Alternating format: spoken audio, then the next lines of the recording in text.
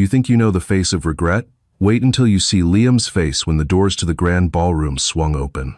He was standing there, champagne in hand, laughing with the mistress he left his wife for, convinced he had upgraded his life. He thought Clara was destitute.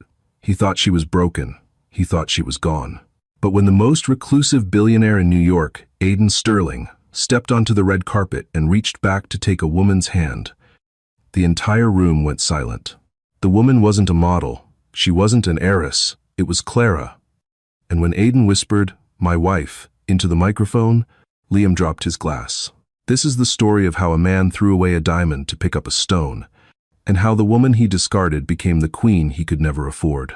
The rain in Seattle didn't wash things clean. It just made the grime slicker. That was how Liam felt looking at his reflection in the window of Le Bernardin, slick, polished, and detached. At 34, Liam Harper was the youngest vice president at Horizon Tech. He wore a $5,000 bespoke suit, a Rolex Submariner that cost more than his father's car, and a smile that didn't quite reach his eyes. Across the table sat Clara. She was wearing that beige cardigan again, the one with the slight fray at the cuff. She looked safe, predictable, like a Honda Civic parked next to the Ferrari he felt he had become. She was stirring her tea, her eyes focused on the swirling liquid. "Liam?" she asked softly. "You haven't touched your risotto. Is something wrong?" Liam sighed, a sound of theatrical exhaustion. He had rehearsed this moment with Jessica earlier that morning in the break room, amidst hushed giggles and the smell of expensive espresso. "Just rip the Band-Aid off," Jessica had said, her hand resting possessively on his bicep. "You've outgrown her, babe. It's not cruel. It's evolution." "We need to talk, Clara," Liam said, placing his napkin on the table. He didn't reach for her hand. Clara looked up. Her face was bare of makeup, her brown hair pulled back in a practical, messy bun. She looked tired. "Okay. Is it about the mortgage? I told you, I can pick up extra shifts at the library if—" "It's not the mortgage," he snapped, louder than he intended. A couple at the next table glanced over. Liam lowered his voice, leaning in. "It's us. It's this life. I can't do it anymore." Clara went very still. "What do you mean?" "Look at me, Clara. Look at where I am going." He gestured vaguely to the restaurant, to the city skyline beyond the window, to himself. "I'm closing deals with Fortune 500 companies. I'm attending galas. I need a partner who fits that world, someone who can stand next to me and not look like she's worried about coupon clipping." Clara's lips parted slightly. The cruelty of his words seemed to take a moment to land, like a delayed slap. "I supported you through law school," she whispered. "I paid the rent when you were an intern. I clipped those coupons so you could buy your first good suit. And I appreciate that," Liam said, his voice devoid of gratitude. "I do, but that was a transaction. You invested, and now I'm buying you out. I'm willing to be generous. You can keep the house in the suburbs. The car, I'll even provide alimony for 2 years, but I want a divorce." He pulled a thick envelope from his inner jacket pocket and slid it across the white tablecloth. It hit the centerpiece with a dull thud. Clara stared at the envelope. She didn't cry. That was the thing about Clara that always unsettled him. She possessed a reservoir of silence that he couldn't penetrate. He expected tears, begging, a scene that would validate his importance. Instead, she just looked at the papers. "Is there someone else?" she asked. Liam hesitated. "That's not the point." "Is it Jessica?" Liam blinked. "How did you—" "You smell like Chanel No. 5, Clara said simply. "I wear lavender oil. And you've been working late every Tuesday and Thursday for 6 months. Tuesday and Thursday are the days Jessica runs the project meetings." Liam sat back, his jaw tightening. "Does it matter?" "She gets me, Clara. She's ambitious. She's alive. You've been dead weight for years." The insult hung in the air. Clara slowly reached out and took the envelope. She didn't open it.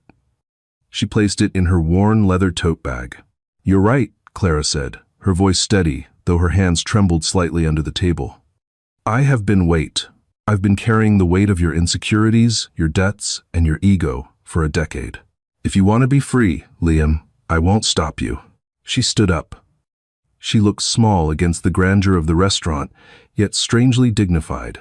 "You're leaving?" Liam asked, confused. We haven't discussed the asset division. The house? Keep the house, Clara said. It has dry rot in the basement and the neighbors are noisy. Keep the car. The transmission is slipping. I don't want your money, Liam. I just want my name back. Your name? Liam scoffed. Clara Evans?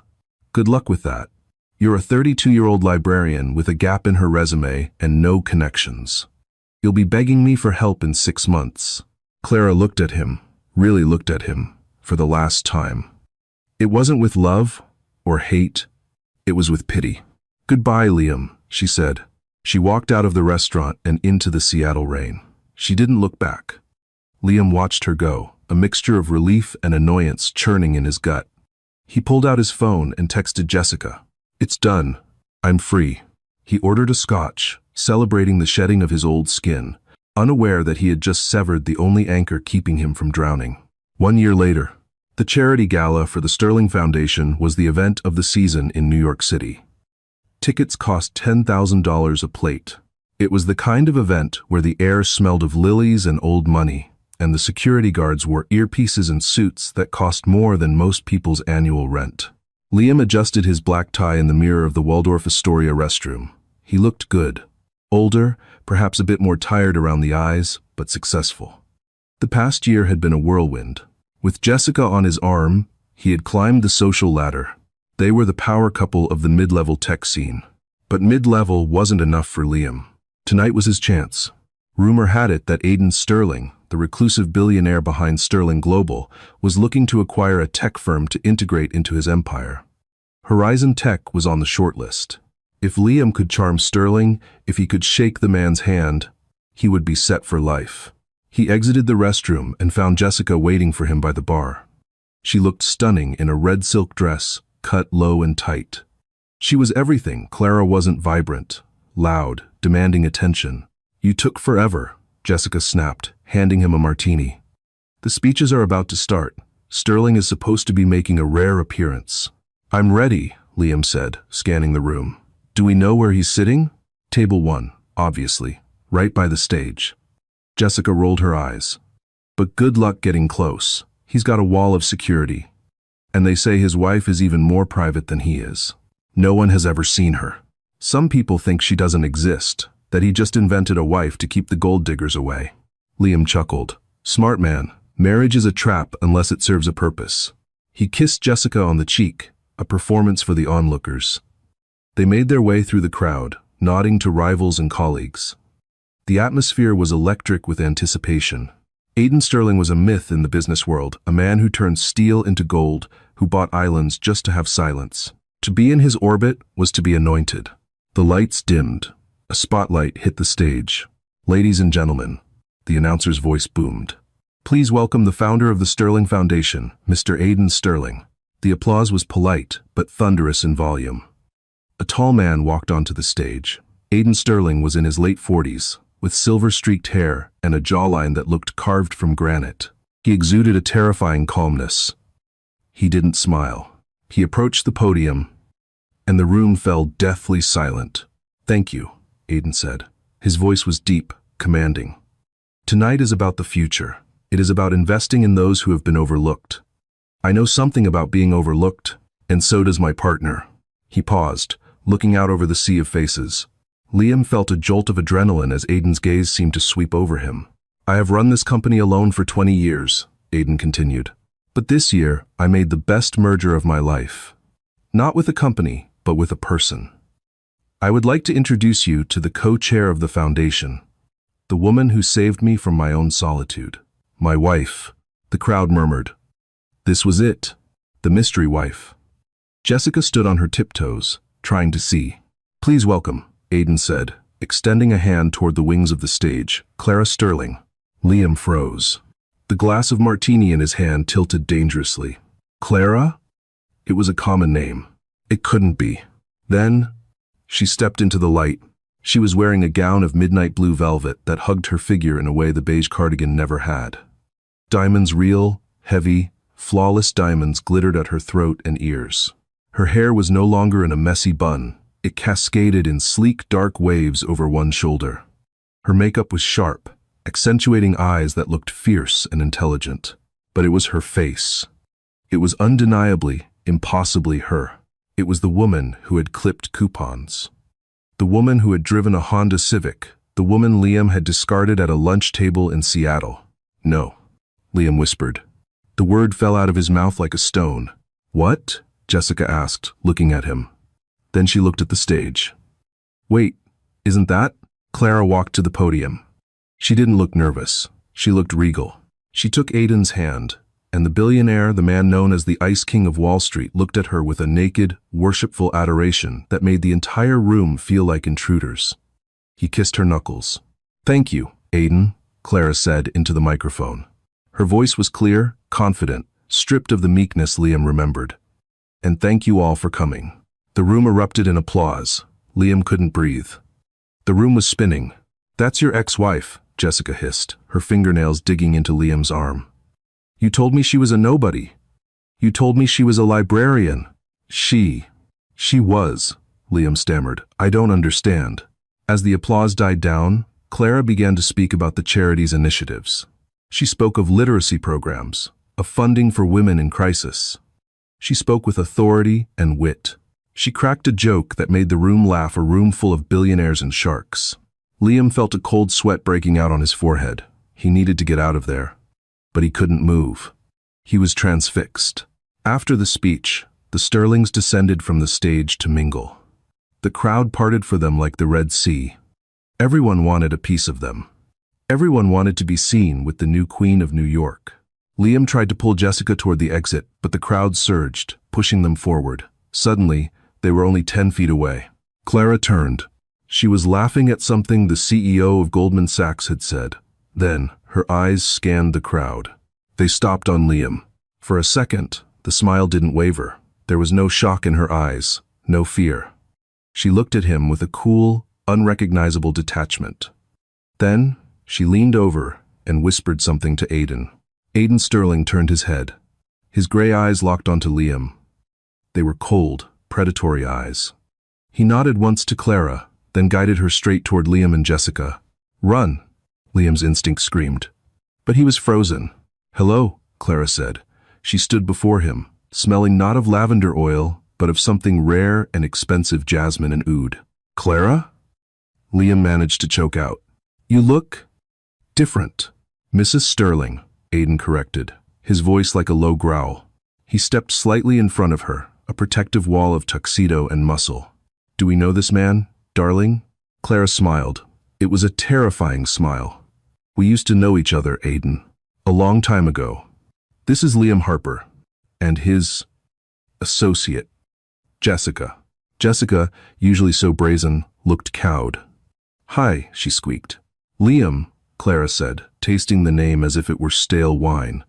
I see you made it to the gala, Horizon Tech, isn't it? Yes, Liam said, trying to regain his composure. He straightened his spine. We're actually hoping to discuss a partnership with Sterling Global.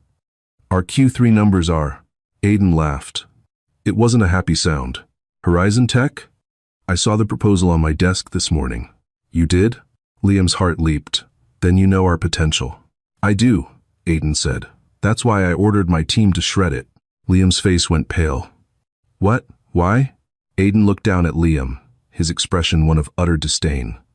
Because, Mr. Harper, I make it a rule never to do business with men who have poor judgment, and a man who cannot recognize the value of the woman standing right in front of him. Well, he certainly can't be trusted with my capital. The people nearby had gone quiet, listening. Liam felt the humiliation burning his cheeks. I didn't know, Liam stammered, looking at Clara.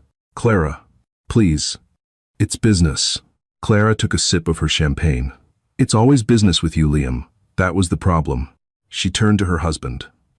Aiden, darling, I believe the director of the MoMA is waving at us. Shall we? We shall, Aiden said. He didn't even look at Liam as they turned away. He just placed his hand on the small of Clara's back, a gesture of ownership and love that Liam had never shown her in 10 years. As they walked away, Liam stood amidst the ruins of his ambition, the scent of jasmine lingering in the air like a ghost. Jessica pulled her hand away from his arm. You idiot, she whispered. You threw away her? Liam watched Clara disappear into the crowd of elites, realizing too late that the woman he had called plain was the only thing that had ever made him shine. And now, she was shining for someone else. The limousine ride back to Liam's penthouse was suffocating. The silence wasn't empty, it was heavy, filled with unspoken accusations that sucked the oxygen out of the leather-upholstered cabin. Liam stared out the tinted window as the lights of Manhattan blurred into streaks of gold and red. He was gripping his phone so tightly his knuckles were white. He kept replaying the image in his mind. Clara, standing in that midnight blue velvet, her hand resting easily in the crook of Aiden Sterling's arm. It wasn't just that she looked beautiful. Money could buy beauty. Liam knew that. Jessica was beautiful. But Clara had looked significant. She possessed a gravity he had never seen in her before. When they were married, she had always seemed to shrink, to fold herself into corners to make room for his ego. Tonight, she had taken up space. "Are you going to say anything?" Jessica's voice cut through the dark. It was sharp, brittle. Liam didn't turn his head. "What do you want me to say, Jess?" "I want you to explain how you were married for 10 years to the woman who is now sleeping with the richest man in the city, and you didn't know she had it in her." Jessica let out a cruel, incredulous laugh. "You told me she was a mouse, Liam. You told me she wore sweatpants and read books and had zero ambition. That woman back there? That wasn't a mouse. That was a lioness." "She was a mouse," Liam snapped, finally turning to face her. His face was flushed. She was boring. She was safe. She clipped coupons for detergent, Jessica. She didn't know how to dress. She didn't know how to talk to people. "I don't know who that was tonight. It's an act." "Aiden Sterling doesn't marry acts," Jessica countered, her eyes narrowing. She looked at Liam with a new expression. It wasn't the adoration she had shown him when he was the rising star of Horizon Tech. It was calculation. She was measuring his worth and finding him lacking. He's the most guarded man in the world. If he let her in, she has something you didn't see. Or maybe, she paused, twisting the knife. Maybe you were just the wrong man for her. Liam felt a surge of nausea. "Shut up. Don't talk to me like that," Jessica hissed. "You're in trouble, Liam. I saw Richard's face when Sterling walked away from you. The CEO is not going to be happy that you just cost the company its biggest potential merger because you couldn't keep your ex-wife happy." The car pulled up to the curb. Jessica didn't wait for him to open the door. She slid out, her red dress rustling angrily. "I'm going to stay at my sister's tonight. I don't want to be around this energy." Liam watched her go. He didn't chase her. For the first time in a year, he didn't care. He rode the elevator up to his 42nd floor apartment alone. It was sleek, modern, and cold. Everything was gray and chrome. He poured himself a drink, a double scotch, and walked to the floor-to-ceiling window. He closed his eyes and tried to remember Clara. Not the woman at the gala, but his Clara. 14 months ago, the flashback. It was raining in Seattle, a relentless, gray drizzle that soaked into the bones. Clara sat behind the reference desk at the chaotic downtown public library branch. It wasn't a glamorous job. It involved dealing with wet umbrellas, angry patrons disputing late fees, and the distinct smell of damp wool. But Clara loved it. She loved the order of it. The Dewey Decimal System didn't lie. It didn't promise to love you forever and then leave you for a marketing executive named Jessica. Books stayed where they were put. It was 4 p.m. on a Tuesday. The library was mostly empty, save for a few students and the regulars seeking warmth. Then, the doors opened, and a man walked in. He was soaking wet. He wore a baseball cap pulled low and a heavy trench coat that looked far too expensive for this neighborhood. He didn't look like a reader. He looked like a fugitive. He walked straight to the back corner, the quiet zone, and sat down at a table hidden behind a stack of encyclopedias. Clara watched him. It was her job to watch. He sat there for an hour, doing nothing. He didn't read. He didn't look at a phone. He just sat, his head in his hands, breathing deeply. Eventually, Clara walked over with her cart of books to reshelf. She moved quietly, the rubber wheels of the cart barely making a sound on the carpet. As she placed a copy of Great Expectations on the shelf near him, the man flinched, his head snapping up. His eyes were gray, stormy, and exhausted. "I'm sorry," Clara whispered, clutching the book to her chest. "I didn't mean to startle you." The man stared at her. He seemed to be waiting for something. A flash of a camera, A scream of recognition? "It's okay," he said, his voice rough. I needed a place where no one would ask me for anything." Clara looked at him. She didn't know who he was. To her, he was just a man with sad eyes and a wet coat. "Well," Clara said softly, "this is a library. The only thing we ask for is silence, and maybe a library card if you want to take that book home." The man blinked. The tension in his shoulders dropped an inch. "You don't know who I am?" Clara squinted at him. "Should I?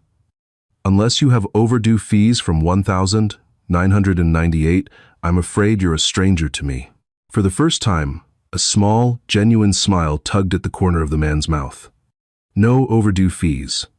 Just a bad day. I have those too," Clara said. She reached into the pocket of her cardigan, the beige one Liam hated, and pulled out a small, foil-wrapped square. "Here, peppermint. It helps with the bad days."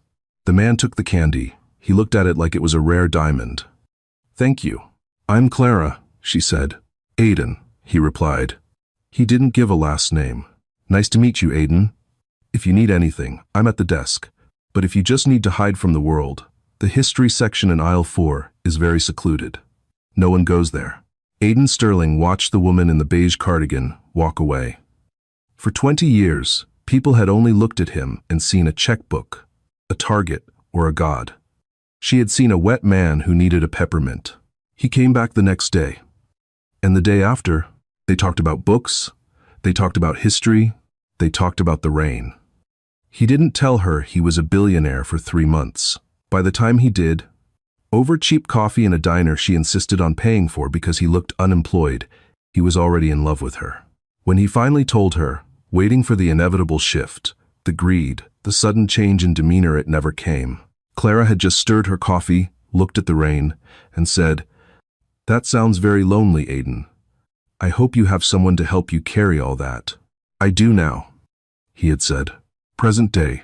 Liam opened his eyes, the memory of his own dismissal of her stinging like acid. He had called her boring.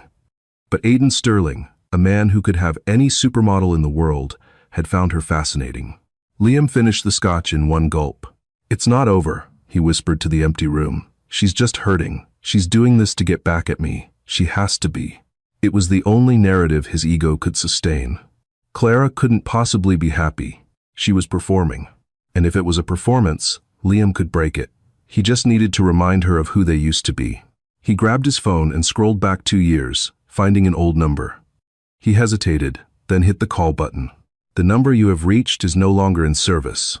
Of course. Liam threw the phone onto the couch. He would find another way. He wasn't just fighting for a woman now, he was fighting for his survival. If he lost the Horizon deal, he was done. And Clara was the key to the lock. The following Monday, the atmosphere at Horizon Tech was toxic. Liam walked into the executive boardroom, and the conversation died instantly. 12 heads turned toward him. At the head of the table sat Richard Vance, the CEO. Richard was a man who measured human value in quarterly returns. And currently, Liam's value was negative. "Sit down, Harper," Richard said, not looking up from his tablet. Liam took his seat. He tried to project confidence, adjusting his cufflinks. "Richard, about the Sterling Gala. I know it looked awkward, but I have a strategy." "Awkward?" Richard looked up, his face purple with suppressed rage. "You call the most powerful investor in the hemisphere publicly humiliating you awkward? I received an email from Sterling Global at 8 a.m. this morning." Richard tapped the screen, projecting the email onto the massive wall monitor. 2. Richard Vance, CEO Horizon Tech. From Office of the Chairman, Sterling Global. Subject: Termination of interest. Mr. Vance, please be advised that Sterling Global is withdrawing all interest in the acquisition of Horizon Tech. Furthermore, we will be reviewing our vendor contracts with your firm. Mr. Sterling values integrity above all else. The conduct of your vice president, Mr. Harper, indicates a corporate culture that does not align with our values. Do not contact us again. The room was silent. The words, "Do not contact us again," seemed to burn into the screen. "You're fired, Liam," Richard said calmly. Liam felt the blood drain from his face.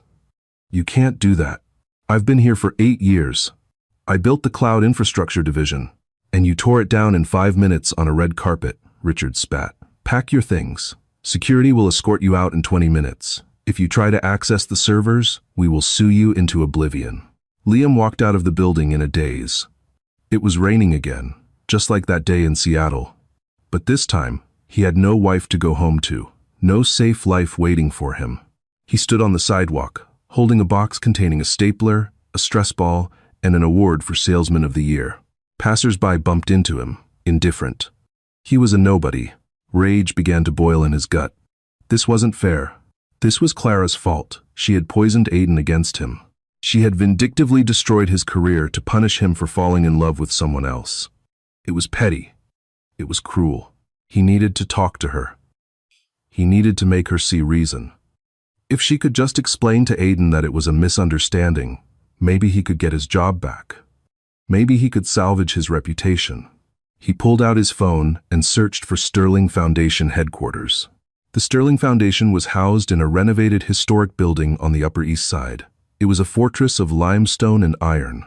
Liam stood across the street, watching the entrance. He had been there for 3 hours. His suit was damp, and he looked manic. He saw black SUVs coming and going, but no sign of Clara. Finally, at 2 p.m., the heavy oak doors opened. Clara walked out. She was flanked by 2 large men, in suits, security. But she didn't look like a prisoner. She looked radiant. She was wearing a cream-colored trench coat and laughing at something, one of the guards said. She looked lighter, younger than she had in years. Liam saw her step toward a waiting car. He didn't think. He just moved. "Clara," he shouted, dodging a taxi to run across the street. "Clara, wait!" The 2 security guards moved with terrifying speed. Before Liam could get within 10 feet of her, a massive hand slammed into his chest, halting him in his tracks. "Step back, sir," the guard rumbled. His hand was near his waist, hovering over a concealed weapon. Clara froze. She turned slowly. Her expression wasn't angry. It was disappointed. "It's okay, Marcus," she said to the guard, her voice calm. "I know him." The guard didn't step back, but he lowered his hand slightly. "He looks unstable, Mrs. Sterling." "Clara," Liam panted, straightening his jacket. He tried to summon his old charm, the smile that used to work on her. I need to talk to you. Just for 5 minutes. Please." Clara looked at him. She saw the box of office supplies he had dropped on the sidewalk. She saw the desperation in his eyes. "I don't think we have anything to talk about, Liam," she said. "My job," Liam said, his voice cracking. "Richard fired me, today, because of the email Aiden sent. Clara, you have to tell him to stop. You can't destroy my life just because you're bitter about the divorce." Clara's eyebrows shot up. "Bitter? Liam, look at me. Do I look bitter?" She gestured to herself, to the building, to the life around her. "I didn't tell Aiden to send that email," she said gently. "He sent it because he saw how you treated me. He saw a man who discards people when they aren't useful anymore. Aiden invests in loyalty, Liam. You proved you don't have any." "I made a mistake," Liam yelled, drawing the attention of people on the street. "I messed up. But we were married for 10 years. Doesn't that mean anything? I'm your family." Clara took a step closer, signaling the guards to wait. She looked him in the eye. "You were my family," she said, her voice shaking slightly with the memory of the pain.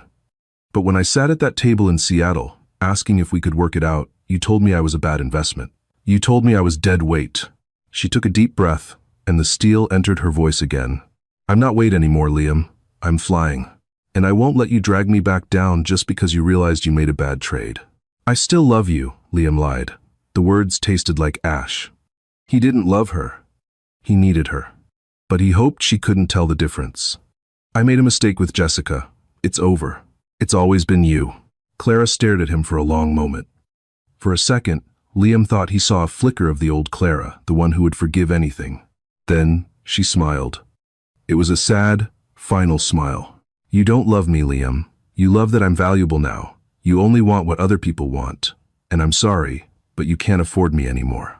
She turned back to the car. "Marcus, let's go." "Clara!" Liam screamed as she got into the vehicle. "You can't do this. I have nothing."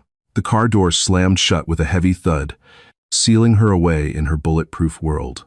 The engine purred, and the car pulled away into traffic, leaving Liam standing on the curb, wet, fired, and completely alone. But as he watched the taillights fade, a dark thought began to form in his mind. She had said, "You were my family."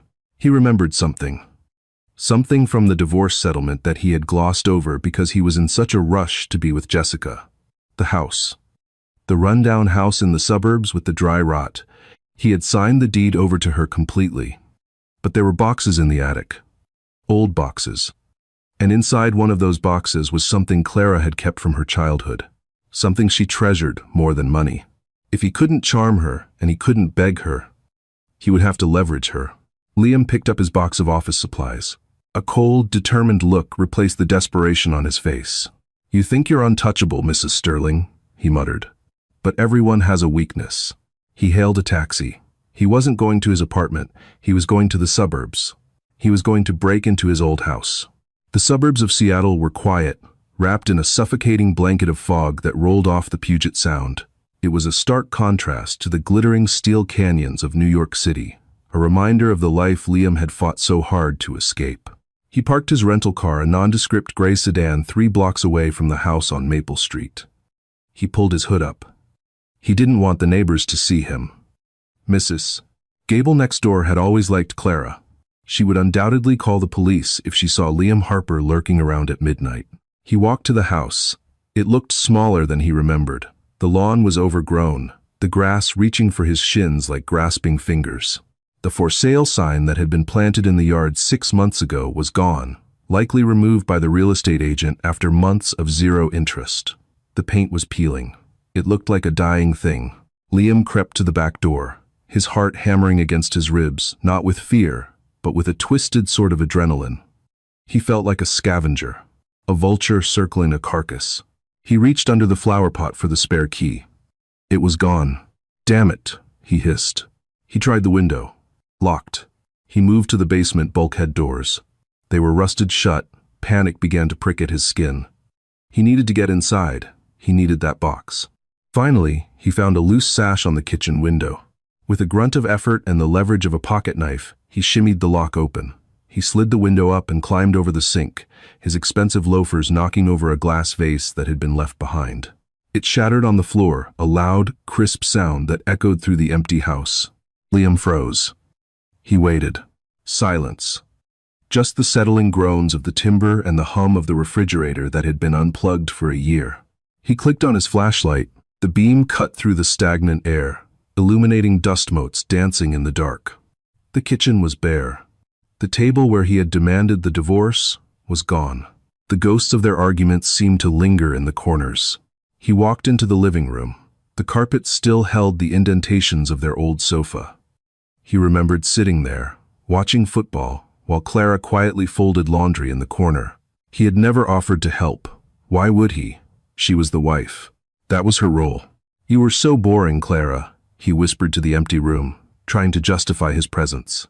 "You made me do this." He climbed the stairs. They creaked under his weight, a familiar sound that made his stomach turn. He reached the hallway and looked up at the ceiling hatch. The attic. He pulled the cord.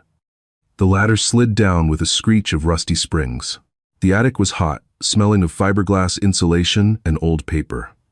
Liam coughed, waving the flashlight beam around. Most of the junk was his old college textbooks, broken golf clubs, things he hadn't bothered to move to the penthouse. But in the far corner, tucked under the eaves, was a blue plastic tote bin. The blue box. Clara had kept it locked. She had told him once, years ago, that it contained her private things. At the time, Liam hadn't cared enough to ask what those things were. He assumed it was sentimental rubbish, childhood drawings, dried flowers. Now, he hoped it was ammunition. He dragged the box to the center of the attic and sat on the dusty floor. He smashed the flimsy plastic lock with the heel of his shoe. He tore the lid off. Inside, there were stacks of notebooks. Old, leather-bound journals. Liam picked one up. The date was from 12 years ago. Before they met, he opened it. Clara's handwriting was jagged, frantic. September 12th. The noise won't stop. I feel like I'm underwater. The doctor says the medication takes time, but I don't have time. I just want to sleep. I want to sleep and never wake up. If I stepped in front of the train today, would anyone notice? Dad is gone. Mom is gone. I am just a ghost in my own skin. Liam read on. Page after page of raw, unfiltered agony. It was a chronicle of a severe mental breakdown she had suffered in her early 20s after her parents died in a car accident. It detailed her time in a psychiatric facility. It spoke of hallucinations, of deep, paralyzing depression, of suicide attempts. It was heartbreaking. To any decent human being, it would be a sacred testament to her survival.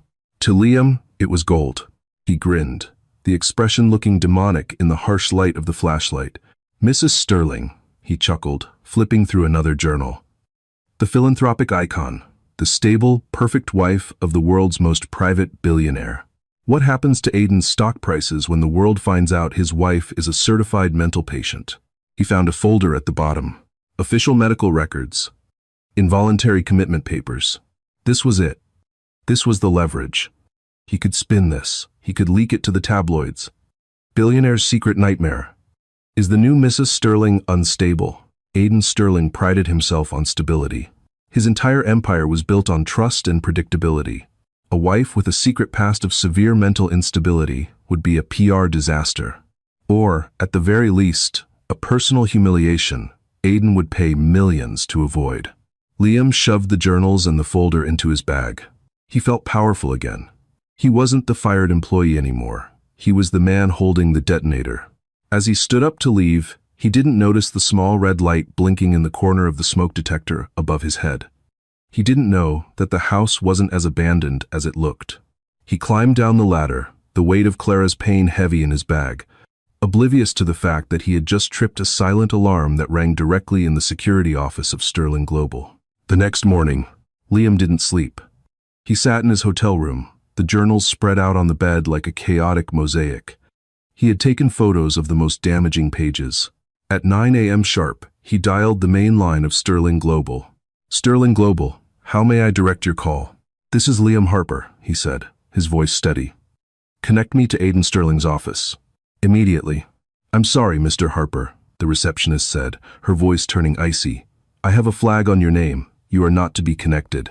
Tell him I found the blue box, Liam said. Tell him I have the journals from 2012 and the medical records. Tell him if he doesn't meet me in 1 hour, I'm emailing copies to the New York Times and TMZ. There was a pause, a long, heavy silence. Hold, please. Liam waited, checking his watch. His heart was racing. This was high stakes. If he pushed too hard, Aiden might just kill him. But Aiden was a businessman. He would deal. The line clicked. A deep, unfamiliar voice spoke. It wasn't Aiden. Mr. Harper. This is Sullivan, head of security for Mr. Sterling. We have received your message. I want to speak to Aiden, Liam demanded. Mr. Sterling is aware of the situation. He has agreed to meet you. But not at the office. Where? Teterboro Airport, Hangar 4, 1 hour, come alone. If we see any media, the deal is off. I'll be there, Liam said. He hung up. He felt a surge of triumph. Teterboro, private jets. That meant Aiden wanted to keep this quiet. It meant Liam had won. He packed the journals back into his bag. He put on his suit, the same one he had been fired in. It was wrinkled, but he didn't care. He was about to be rich. The drive to the airport was a blur. Liam rehearsed his demands. $5 million. Reinstatement at a different tech firm with a glowing recommendation from Sterling. And a public apology. Yes, he wanted Aiden to apologize. He pulled up to Hangar 4. It was a massive cavern of corrugated metal. A single black SUV was parked inside.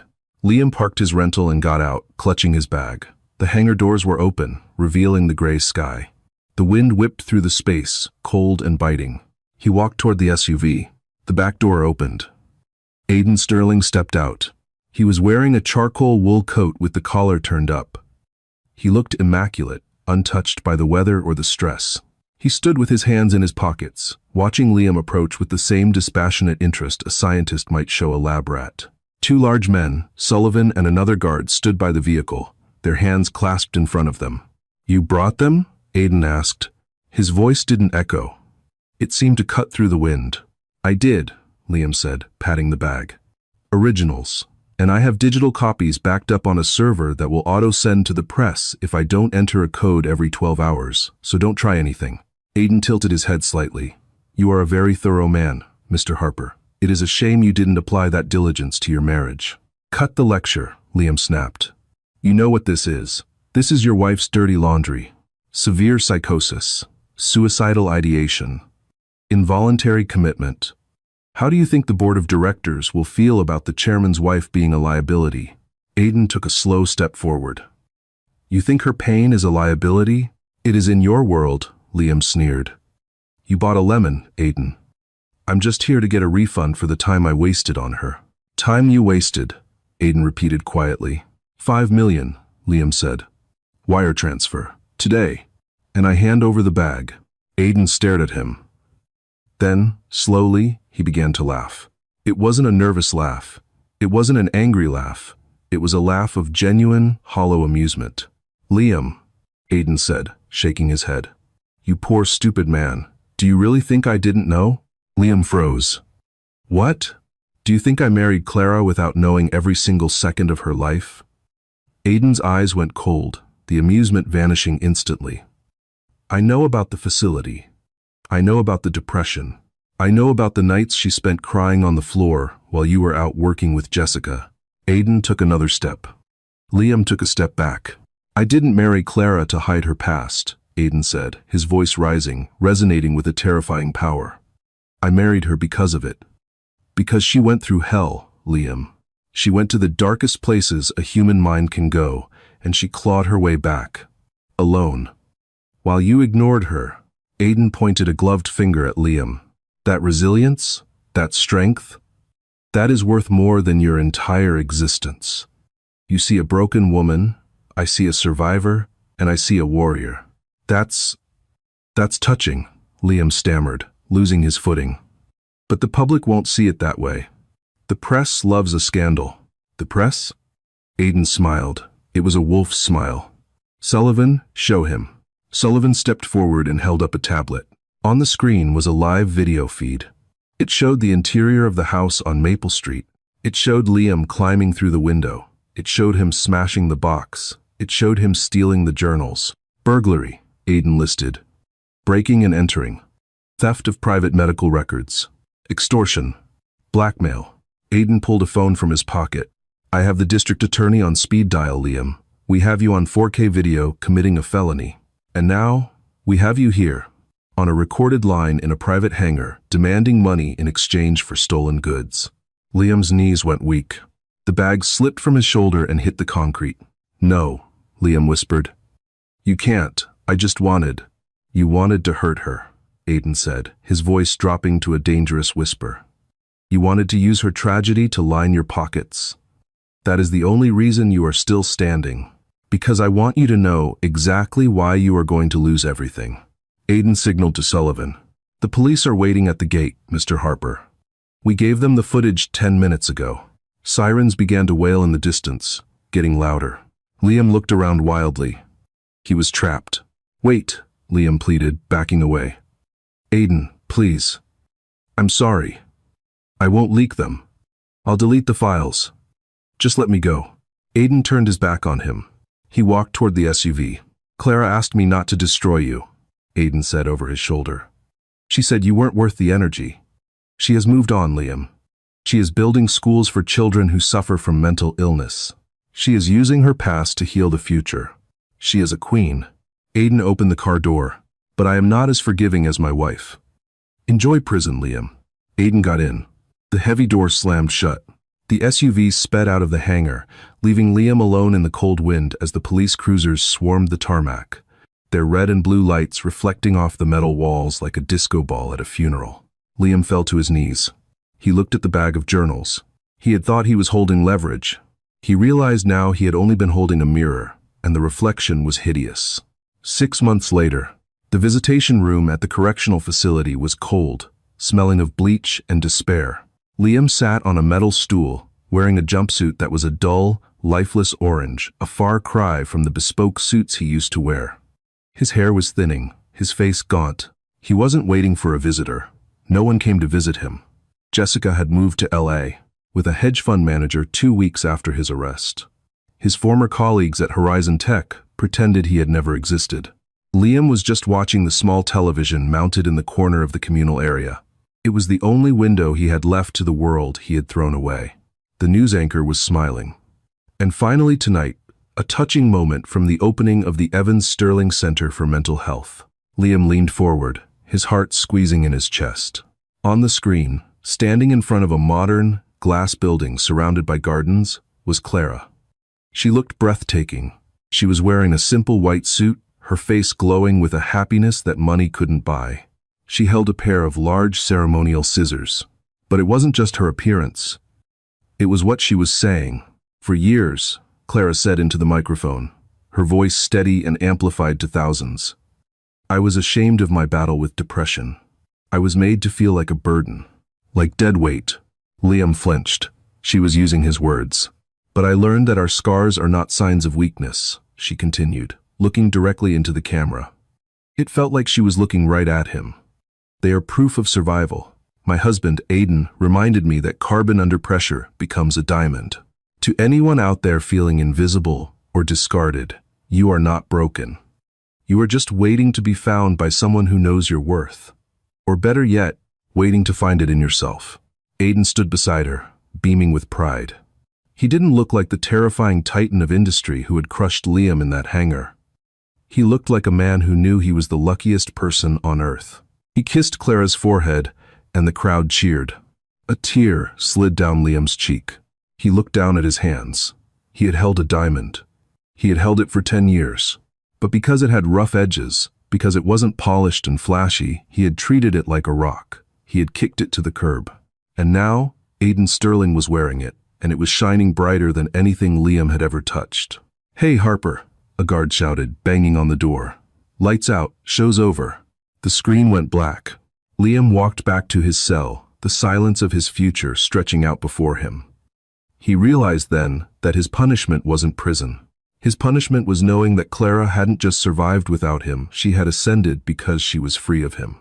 He lay on his cot, closing his eyes, haunted by the ghost of the woman in the beige cardigan who had loved him when he was nothing, and whom he had lost when he thought he was everything. And that is the story of Liam and Clara. It's a harsh reminder that value is often a matter of perspective. Liam saw Clara's struggles as a liability, a weight dragging him down as he tried to climb the ladder of success. He was so blinded by the glitter of superficial ambition that he couldn't see the resilience, loyalty, and depth of the woman right in front of him. Aiden Sterling, a man who could have bought anything in the world, understood that true worth isn't found in perfection.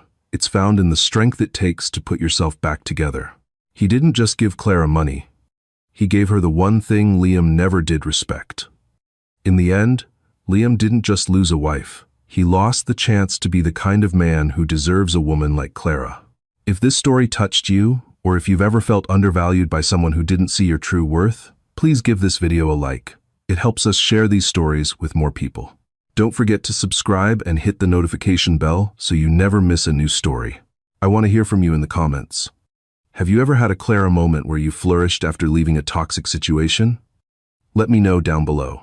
Thanks for watching, and remember, don't let anyone treat you like a stone when you know you're a diamond. See you in the next video.